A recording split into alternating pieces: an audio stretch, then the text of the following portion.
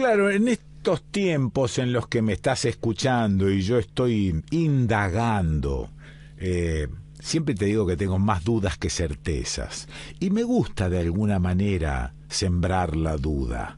Porque es lo único que te hace pensar. Si estás todo el tiempo escuchando certezas, lo único que te queda es juzgar si las crees o no las crees. En cambio, una duda te hace disparar de alguna manera el melón para pensar y pensarte y pensarnos de alguna otra forma. Y estoy con estos 40 años y qué nos pasó en estos 40 años. Puedo tener relatos de Malvinas, relatos de excombatientes, comentarios de Galtieri sí, de Galtieri no, de la plaza y todos los que fueron y los que fuimos, y de qué manera escuchábamos a Gómez Fuentes mientras íbamos triunfando en la guerra de Malvinas. Digo, al margen de eso, me estoy preguntando, bueno, ¿qué pasó en los 40 años? ¿Cómo reaccionamos como sociedad a esos 40 años? Al principio con ocultamientos, olvidos, no sé, viste que somos medio raritos. O sea que las dudas caminan por ese lado. Recuerdo con claridad la bola que le dábamos a cualquier cosa que apareciese por televisión.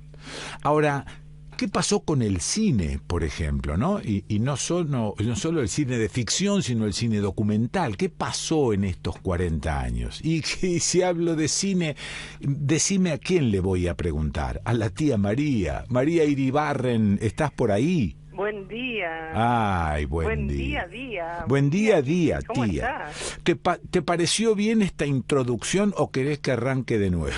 Me pareció fantástica, entre otras cosas porque efectivamente, digamos, una respuesta social no puede medirse solamente, digo, es importante estar en la calle y que esa respuesta se vea en acciones concretas, pero no solo puede medirse allí, sino también qué pasó con la literatura, con el cine, con la televisión. Obviamente la televisión en ese momento quizás sea lo menos interesante porque estaba intervenida por la Junta Militar. Sabes que cada fuerza, se repartieron los canales entre las fuerzas, de manera que ahí no hay mucho para decir. Claro. Todo lo que se dijo fue desde el punto de vista de la dictadura militar. Y todo lo que se hizo y demás. Pero en el campo de la literatura, por ejemplo, pasó algo interesante, que mientras todavía estábamos contando los muertos, aparece una novela de Fogwill, Los Pichiciegos, una novela increíble, digo, es una de las joyas de la literatura argentina de las últimas décadas del siglo XX, que narra la guerra no como una épica, sino como una farsa. Es bien interesante este punto de vista, porque dramatiza totalmente la situación bélica, el drama personal, etcétera, etcétera, para mirar lo que había sucedido desde un lugar, te diría, grotesco. Claro. Pero eso que contás, digamos, esa estructura de novela en grotesco, debió haber sido muy rechazada en ese momento. Bueno, de hecho fue criticada. Ahora, es curioso porque Fogwill es un tipo que, ya murió, que ni era militante de izquierda, ni era, obviamente, no adhirió a la Junta Militar, a la dictadura, ni nada de eso, pero tampoco era un tipo que podrías decir del campo popular. Era un tipo bastante controversial, pero bueno, en este caso hubo una reacción inmediata con esta novela. Hubo otra novela importante, de otro escritor importante, menos conocido que Fogwill, Carlos Gamerro. La novela se llamó Las Islas, y Gamerro lo que hace en esa novela es ficcionalizar a partir de testimonios que el propio autor toma de excombatientes y personajes que estuvieron involucrados con la guerra. El registro de esta novela ya no va por el grotesco, sino que va por el drama subjetivo. Entonces la literatura tuvo una primera reacción. El campo intelectual tuvo una primerísima reacción, hubo un debate, vos sabés, entre un grupo de exiliados en México que produce una solicitada que se publica en México, sí, cuestionando la guerra, pero desde un punto de vista un poquito peligroso, porque cuestiona la guerra con una posición pacifista, sí, por supuesto defendiendo la soberanía de las Malvinas, pero no haciendo hincapié que esa guerra era una continuidad de la dictadura. Ajá, ok. ¿No? Okay, o sea, sí, no es que... sí, la despega de la dictadura. De alguna manera la despega. Sí. Ante esta solicitada, León Rosichner, filósofo capital Sí.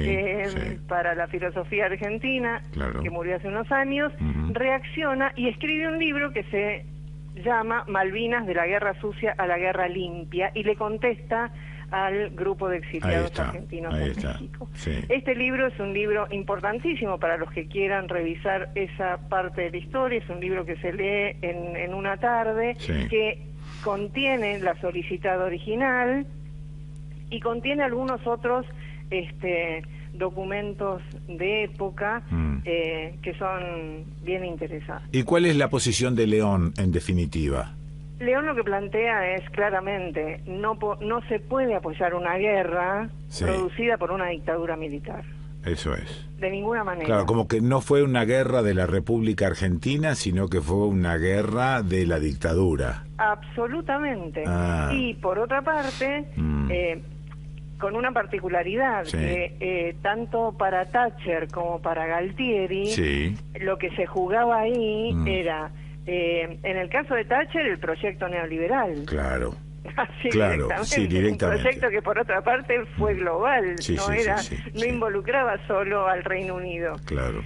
Y en el caso de Argentina, la sobrevivencia de la dictadura. Claro.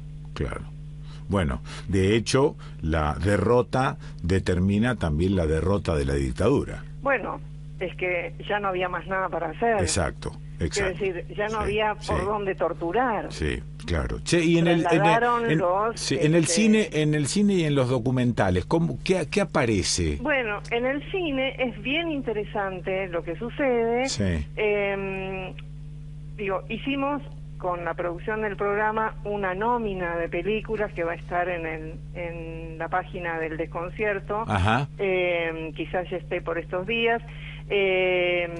Con todas las producciones cinematográficas, y en el caso de las que están ubicables, disponibles en algún lugar, también incluimos el dato. Eso es. Yo hice para hablar con vos una selección, porque son muchísimas, son realmente muchísimas, y me gustaría empezar por un documental emblemático, Malvinas, Historia de Tradiciones, que también se hizo en el calor del desarme. Es una película de 1983 de Jorge Denti. Ahí nomás, sí. Ahí nomás, Jorge Denti. ¿Quién es Jorge Denti? Bueno, Jorge Denti es un hombre importante en el cine documental, fue uno de los fundadores de Cine de la Base, junto con Raimundo Gleiser. Se exilió en México, vive en México desde... desde los tiempos en que Raimundo fue secuestrado, ¿no? En 1976 partió. En general, todo el grupo de Cine de la Base, que estaba ligado al PRT, es un grupo que se exilió, se desparramó por el mundo. Claro. Lamentablemente, Raimundo no llegó a tiempo, y sigue desaparecido. ¿Y Denti qué hace? ¿Recupera algunas imágenes de Gleiser? Recupera imágenes de Gleiser, que fue el primer periodista argentino que viajó a Malvinas en 1966, cuando Gleiser era camarógrafo de Telenoche. Ahí estamos. Y cuando Telenoche era un programa importante. Importante, sí. 1966, imagínate. Recordarás que Mónica Mianovich, en ese momento era Mianovich, viajó a cubrir la guerra de Vietnam. Eso es, sí. Bueno, sí. Fue un programa importante en esos años. Sí. Y Gleiser viajó a Malvinas. Trajo una serie de imágenes que, esas imágenes concretas de Gleiser se pueden ver así en crudo en la plataforma de Octubre TV. Okay. Es una plataforma gratuita. Pero Denti las toma para hacer este documental, pero también recoge testimonios de excombatientes, testimonios de organismos de derechos humanos, particularmente Madres de Plaza de Mayo y Adolfo Pérez Esquivel, y toma también testimonios de obreros, particularmente de obreros de Volkswagen que estaban en conflicto con la patronal. ¿Por qué? Porque lo que hace es articular estos tres puntos de vista. Bueno, los soldados, los excombatientes, los derechos humanos, fundamental, porque el contexto es de dictadura militar, y ya se están reclamando desaparecidos, y el contexto del campo obrero, de los trabajadores, que estaban en conflicto con una patronal que había sido colaboradora de la dictadura. ¿Y Denti qué hace? ¿Denuncia cosas o simplemente muestra y vos ves? No, justamente lo interesante de este documental es que toma el punto de vista, la voz over, la voz en off, como se dice popularmente, es la de Denti, que va de alguna manera articulando todos estos testimonios que él consigue. De alguna forma ya estábamos o cerca o en democracia, 1983. Sí, ya estábamos. O sea, sí. Hay,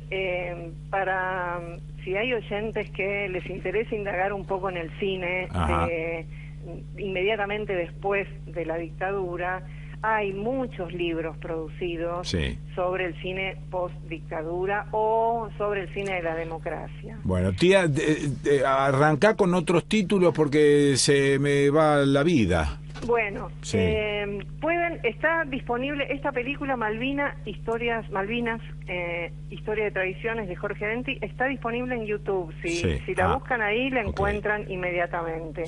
Otro documental interesante, lo pasamos hace años en tu hostería, Quique, Desobediencia de Vida, de Victoria Reale. Ya es una película del siglo XXI, de 2010.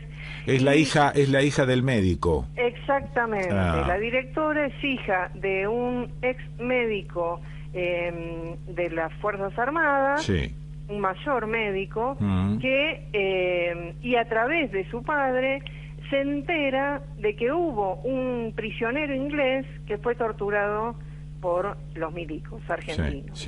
Entonces lo que cuenta la película, y por eso se llama Desobediencia de Vida, es la posición de este médico que denuncia ese episodio de tortura. Pero inclusive denuncia malos tratos a los soldados. Sí.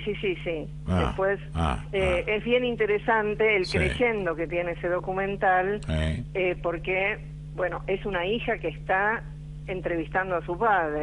Eso es. Y que lo hace frente a las cámaras. Entonces hay ahí un creyendo en la confianza frente a la cámara y en el ir largando datos por parte de Luis Reale. Y hay un cierto estupor también por parte de ella mientras va escuchando. Exactamente. Claro. Exactamente, porque está bueno eso, digamos, es de esas conversaciones que entre padre e hijos se demoran, se difieren, y en algún momento cuando estallan, estallan con toda el dramatismo de haber dicho la verdad, haber alcanzado una verdad en común, ¿no? Desobediencia de Vida 2010, ¿dónde la encuentro? También la encontrás en YouTube. Se ha visto, es una película que afortunadamente se ha visto mucho en sindicatos, ha circulado mucho por allí. Teatro de Guerra es una película muy reciente, del 2018, está disponible en la plataforma Cinear, es de Lola Arias, una creadora multipropósito, digamos, y lo que propone Arias en esta película es el encuentro de 6 veteranos de la Guerra de Malvinas. Pensá vos, la película es del 2018, casi 35 años después, claro, se encuentran 3 veteranos ingleses y 3 veteranos argentinos. Ajá, ajá. Y lo que la película documenta es una suerte de experimento, una suerte de performance, Sí. Que involucra a estos 6 soldados, bueno, que ya no son soldados, en un proyecto artístico. Ahí está. Y entonces los hace jugar de enemigos de guerra. Qué bueno, qué bueno. Es esta película, sí, realmente yo te digo... me encantó.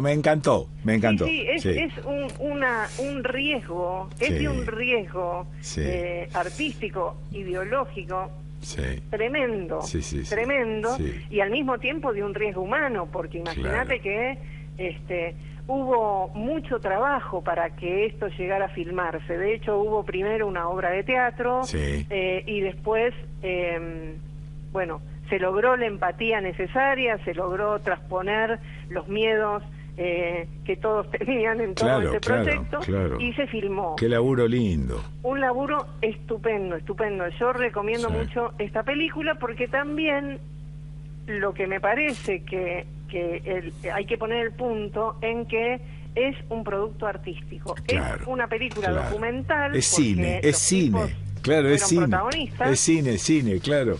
Claro, pero al maravilla. mismo tiempo están construyendo una ficción de eso es.